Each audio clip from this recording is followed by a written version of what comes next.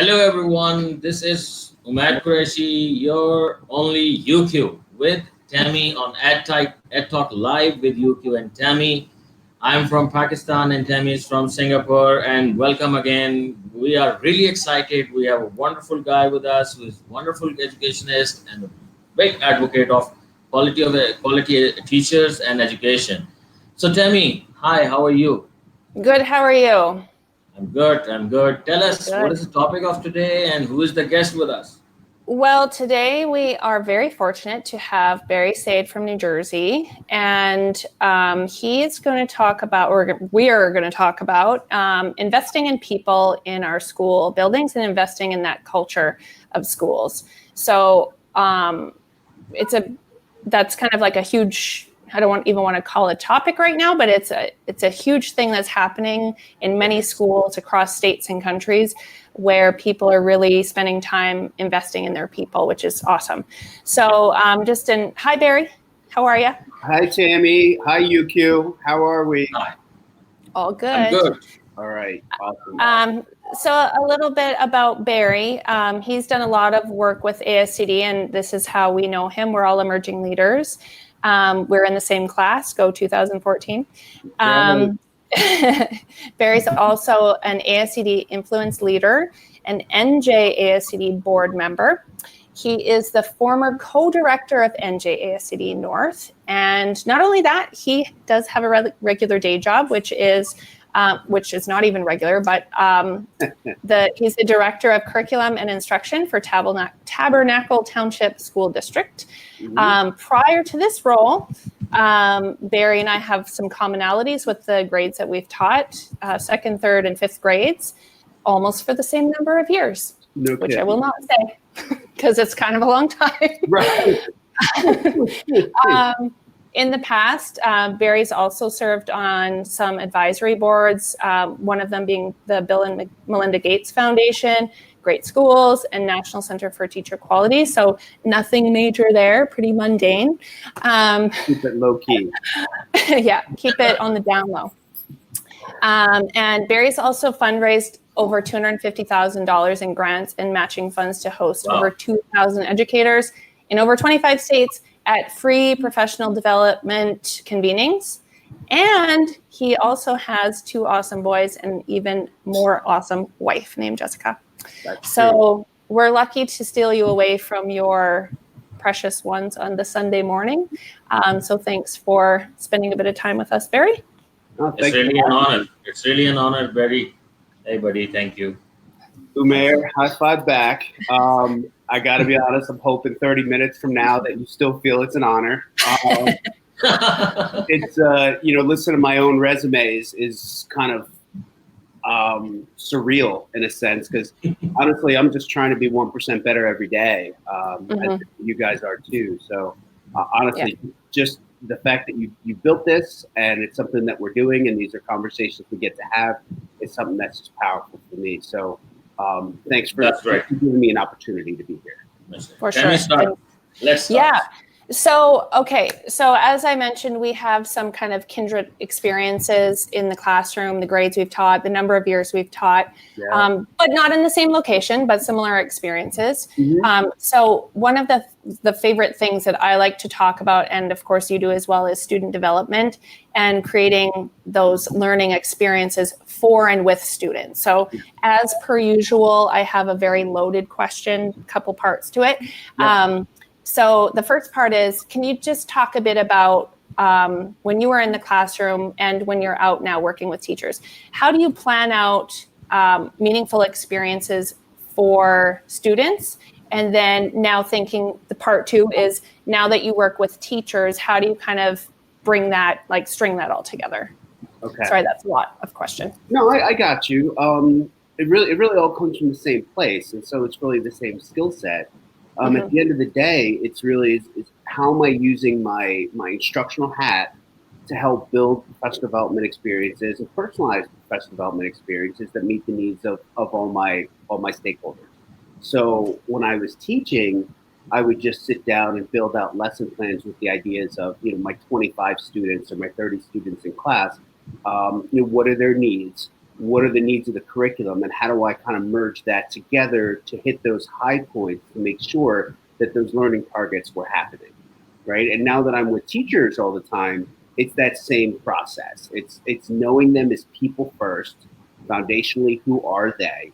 Where do they come from? What's their background knowledge? What's their comfort level in the curriculum? As well as what's their comfort level with me and with kids?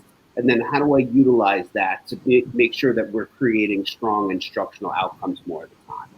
So with all those pieces being said, it's honestly a lot of soft skill work in terms of really understanding the needs of the people in front of me and then the people that are in front of them. And then how do I merge both those things to make sure that everybody's getting what they need out of the environment? Yeah, totally agree with you. What's your favorite part of all of that work or parts? The mess. The mess is the most important part. So what I like is when I walk into something and it's not working out well, and there is a lot of disconnect, because that's really where the work comes in, right? If I walk in and every student's engaged and teachers hitting all their marks and they're doing all the things they're supposed to be doing, there's no need for me. For me, it's just I give them a pat on the back and I keep going, and I'll find a way to leverage them and their strength and skill set to turn it to someone else. But what I really like is when we can get in depth in the work where it's not working out well, where maybe we've got strong objectives, but the delivery isn't as strong, or we're not matched with the right resources, or perhaps there's certain students in the class that aren't engaged, right? Like, where's the enigma? And then to find from those situations, be able to target them and then have some individualized learning goals to say, what are we going to do to meet the needs of what's in front of us, and then build from there. That's what I like to do. I like to create. And when there's a challenge, then that's where we really get to see, like, how strong are we at what we do, and can we do that outside the box thinking that we need to do to figure out what are the needs in front of me and how can I meet that. And that is a huge investment in your people, the most important part of a school. 100%. So yeah, very cool. So Barry, if this is the approach for planning for students, you did touch about the teachers. Can you explain more how you plan experiences for teachers? Well, here's the one thing that I always do, and wherever I've started as an administrator, my first thing has always been to sit down with every member of the staff. First, it's just a general survey to kind of introduce them into my thinking, and it's very, very simple. It's just 2 or 3 questions. It's, what initiative do you want to move forward with if you had your opportunity?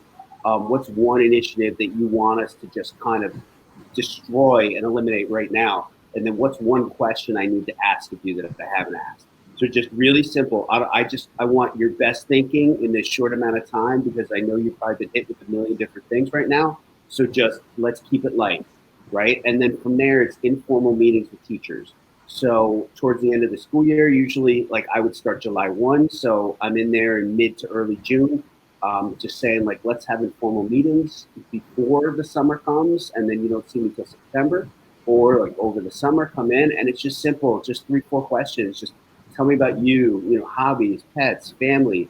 If you were principal or curriculum director for the year, what's that one thing you're going to start right now? What's that one thing you're going to end right now? What's something I'm not asking you that I need to? What's something sacred here that I need to know, right? Because that whole first year, wherever I am, it's all relationship building.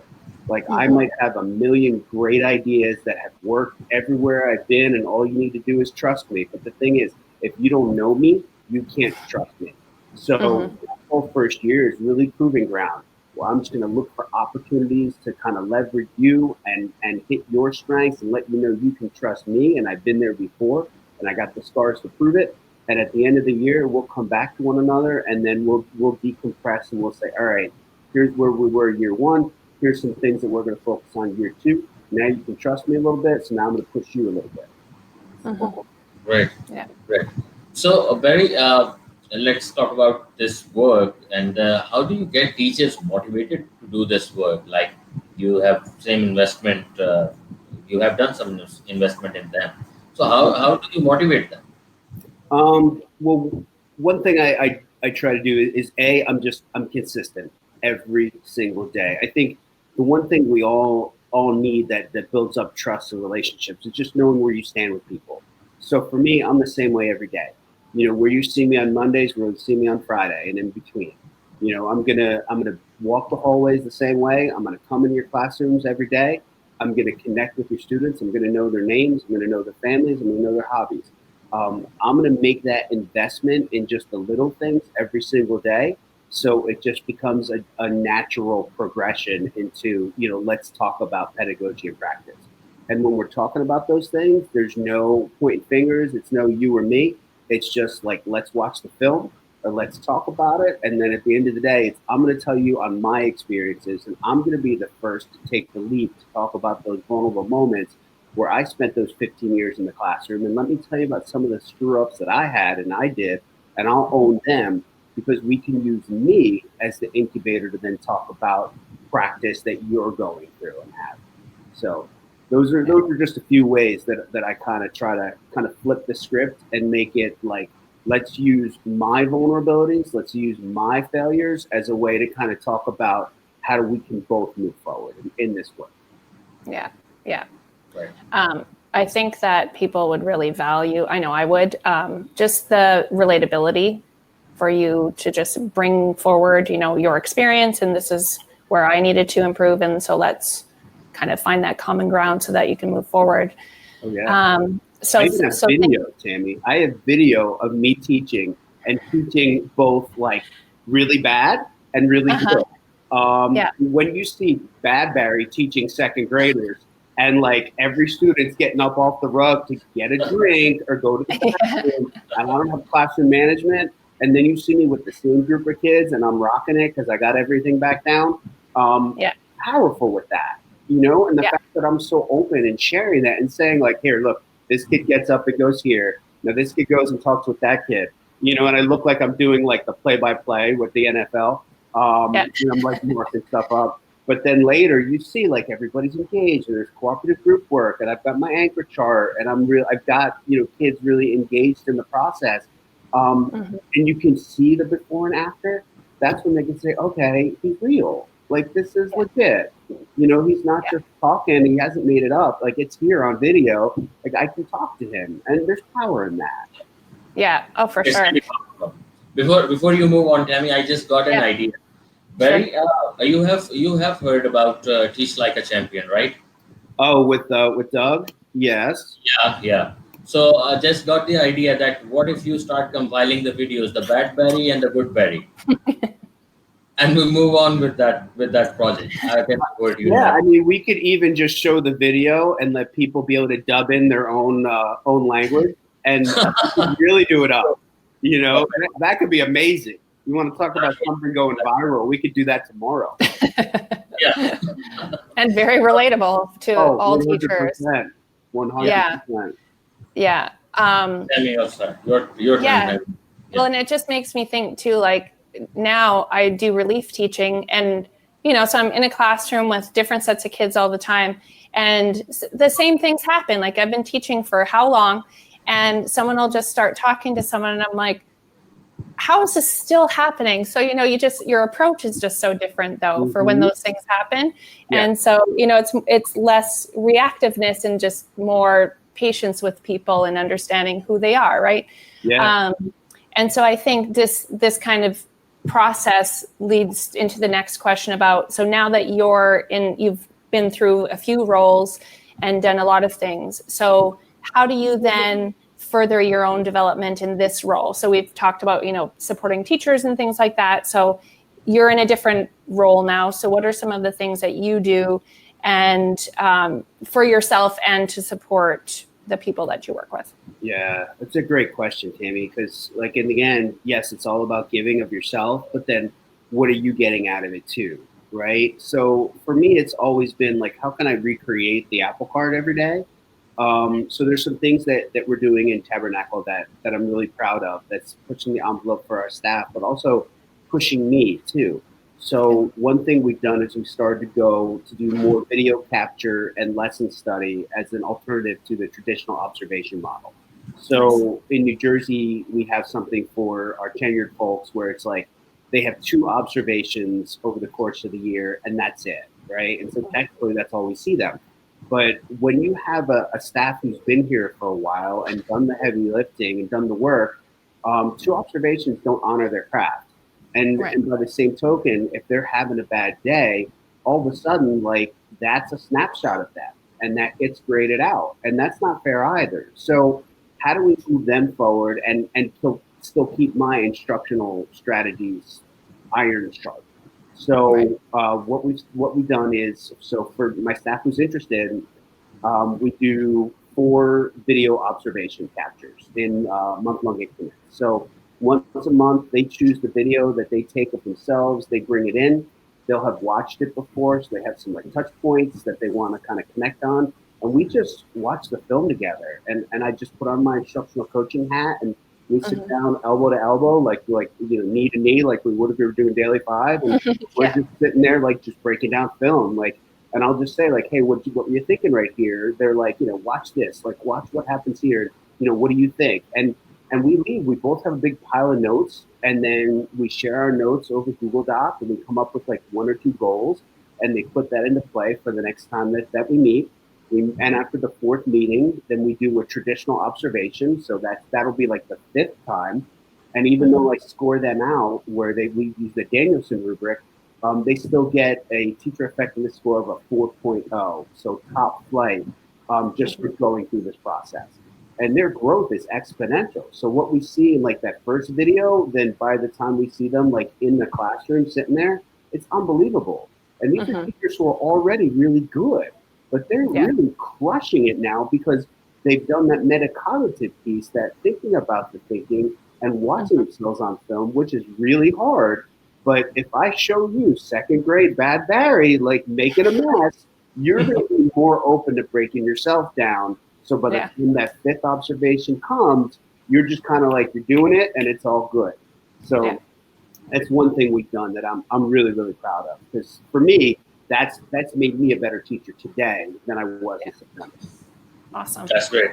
Awesome. Barry, we have talked about teachers and your support for the teachers and how you motivate them and everything. You had been part of Gates and Melinda Foundation, and you do keep an insight on what kinds of projects are funded. So my question is a bit different from the things that we were discussing before that. Like you have a good insight. What kinds of projects are funded by such big foundations? Can you tell our viewers that if those people who want to come up, like the entrepreneurs in education, we call them edupreneurs, to foresee before going for grants from such organizations, like they want to apply, what they should look for and how they should prepare for their projects, like so that these organizations would stand with them? I would look to kind of incubate an idea and get it off the ground on my own first. A big organization, like when you're talking about the Bill and Melinda Gates Foundation, you're talking about the biggest philanthropic organization in the world, right? So they're not really looking at ideas as they are as much as fully fledged concepts that have legs and that align to the work that they're already doing. So what I would suggest is you find that idea that works for you and you start to incubate that, build that out, start to get that off the ground and moving so you have data to support it and you have users that show that you're already utilizing it and that it fills a need and a role and that it aligns to whatever it is, whether it's Gates or whether it's somewhere else, AEI or one of the other big nonprofits, and you push it out that way. But first you find what works for you, then you find that it meets the need, then you show that it meets the need, and then you push forward from there. And they'll find you. Trust me, they will find you. Okay, that's great. That's great. Okay, Barry, you are an advocate of improving the quality of teachers. Now, this question is a bit tricky, and I just wanted to establish a relationship. How you relate the quality of teacher with reliability of school or the organization? Yeah, that's a tricky question. So if I'm hearing you right, and I'm just going to paraphrase it back to you, you let me know. Overall, the focus is, working for the organization itself, right? So you have a responsibility to that. But within that, you have a responsibility to every individual to help move them forward and make sure that it aligns with your organization. Am I hearing you right? And then balancing the two? Okay. All right. Well, I mean, Umair, here's the way I look at things. I'm part of that system too. And my job first is to improve me. And if I can improve myself on the way into work, whatever it is, listen to a podcast, listen to some music, getting my mind right, catching up on boxers from Tammy Marie, like whatever it is, getting my mind right so I can do best work, then I'm already improving the organization because I'm in the right frame of mind, right? So it starts with me. Then it's about how I walk into that main office. And we have our guardians at the gate. We have our secretaries, we have our custodians, we have our facilities maintenance crew. If I'm not walking in acting like everything is the greatest, like this is the best day on earth, then I'm not helping to improve the culture or help get everybody's mind right for the work we're going to do today. So again, it starts with me. That's where it comes from, right? And then it's about connecting it with families and kids at the front door and connecting it with staff and knowing what's going on with them. So I'm continually setting the culture and the tempo for everything that's going to transpire to that. And no matter how I'm feeling inside, like what's going on in the morning, or, my kids aren't getting dressed or they're throwing around stuff or each other, I need to turn that page. So when someone says to me, hey, Barry, how's it going today? I just tell them the same thing every day. I'm living the dream because I get to be with them and with kids every single day. Not everybody has that, right? Like teaching education is my second career. I worked with adults all day. I hated it. Right? It wasn't nice. They weren't nice. So for me to get to be with kids and all the things that are going on with them and to be part of their lives and at the end of the day know that no matter what, like I did something positive to help move the world forward, that's awesome. Right? That is living the dream. So that's what I do in there. I'm me. And I help push you forward by being me. And doing that, we all walk out of there a little bit better than I've done my job. So that's kind of where I come from with that. That is why I love you, that you and me. So, well, you're not you or him. Right. That was weird. You're very weird. Yeah, weird. Okay, by the way, one more question. And yes, if I could be anyone, I'd be Tom Herr. I'm just saying. Awesome. So awesome. Okay, so the question is like, okay, you have the knowledge of working models across the world. What do you think? To what extent you agree with the existing teaching practices and the educational practices and the management practices? Do you feel a need to bring a major paradigm shift, or you are okay with the present situation? That's not loaded at all. We have 5 minutes, right? That was the first question, Umair. Yes, thank you. All right, here's my thinking. Our current educational system is great if you want to belong to a Retro Fitness or a Planet Fitness. If you want to belong to a standardized environment that meets the needs to 30% of your people, this is a great system for you. If you'd rather have a system that meets the needs of every individual learner as well as their families, this system needs to move and change. We are such a scared dinosaur of a system that is afraid to continue to move, despite the fact that we have the research that shows about the innovative practices being done every day, right? We live in an environment where we have doctors and dentists who continually redefine the way they do their work, right? Your heart surgery isn't done the way it was done in 1965. Your dentist does not have, thank you, exactly. Your dentist doesn't have wooden tools, right? Like, I mean, come on now. We would not stand for that, right? When in our medical field, if our doctor said, well, you know what, I'm going to use the research from 15 years ago to do this heart surgery because I'm comfortable with it, right? I'll get the cardiac arrest. Yeah. Right. Thank you very much. Right? Yeah. Like, But we do that with teaching, right? If you come in and you see like every kid like this, you think they're learning, and all they're doing is sitting, and it makes me nuts. As you can tell, I got a little excited right there. It's what we expect. It's what it should be. All right, I'm a little passionate. So at the end of the day, what I think we need to do is we need to start taking more risks as a group.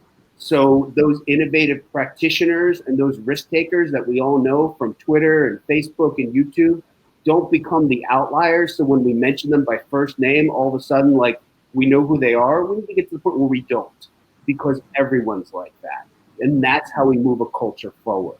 And then within that, we also need to understand that we're going to have dips along the road. So whenever we embrace something brand new and people come in at different spaces and places, there's going to be a dip. So it's going to start here and it's going to go down, but then it's going to skyrocket, because that's what happens when you invest in every single person and you make them feel that they could be successful, because they will. And that's where we need to come from. Yeah. So I change it a little bit. I think I agree with you. You know, there's got to be this huge overhaul, but at least there are pockets across the country and the world where there are wonderful things happening, like where you are. And so, you know, it takes some time to make the shift and do the overhaul, but at least it is happening. It's just, you know, like people like us want it to happen faster and better. And, you know, it just unfortunately doesn't, you know, I don't rule the world yet. So you're on your way though. Just got to wait. Talking to you too. And so we've just got a couple minutes left in the show, and we just usually end off with, you had mentioned listening to some podcasts, and I'm sure you've got some books on the go. Do you have any recommendations right now that you might have just listened to or are listening to for podcasts, audibles, whatever? I tend to listen to a lot of stuff that's traditionally outside the educational culture. Because that's where I get a lot of my good thinking from, or at least I can then take it and then build it into what we're doing. So I listen to a lot of Ryan Holiday, like Ego is the Enemy, Obstacle is the Way. Those are some great books to get myself out of my own head and realize that not everything is about me. But if I understand that it's about everyone else, I can do my part to help move things forward in a positive direction. Also, if you listen to anything by Mark Manson, The Subtle Art of Not Giving Something, that's also, a very good book, because it also teaches you about the opportunity and the need to let other people kind of speak their truth and to kind of realize, again, you play a role, but you're not the central figure. So again, for me, understanding, especially like you see, like it doesn't take much to get me excited, right? So I get all like jacked up and invested and let's do it, right?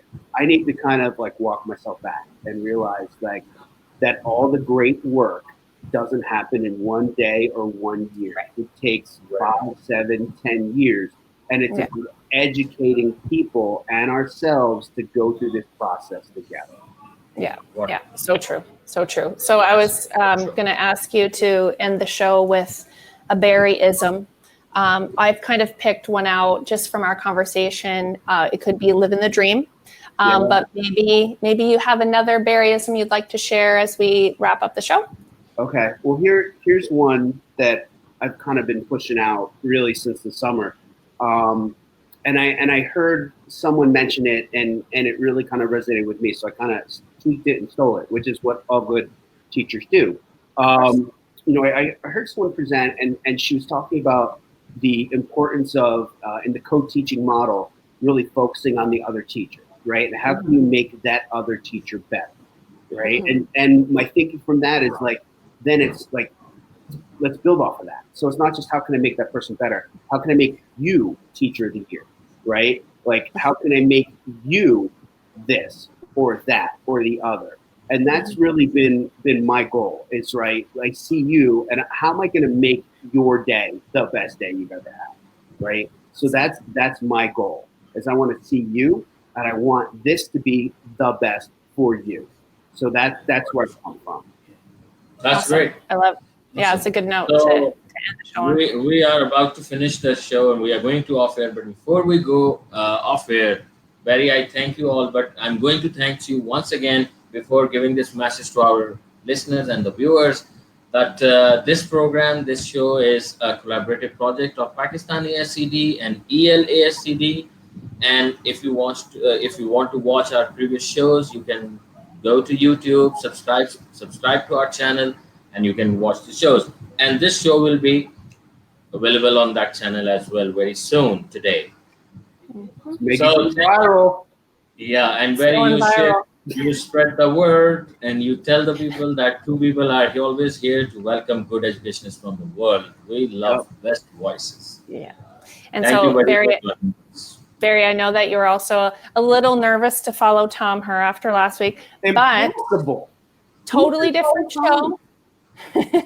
Totally different show and awesome, just different perspectives on a similar type of topic. And you could, if you push it, you could get more views than he does. Could we make really? I don't know. Like, could be a Twitter war. Like a whole thing going on. So do you.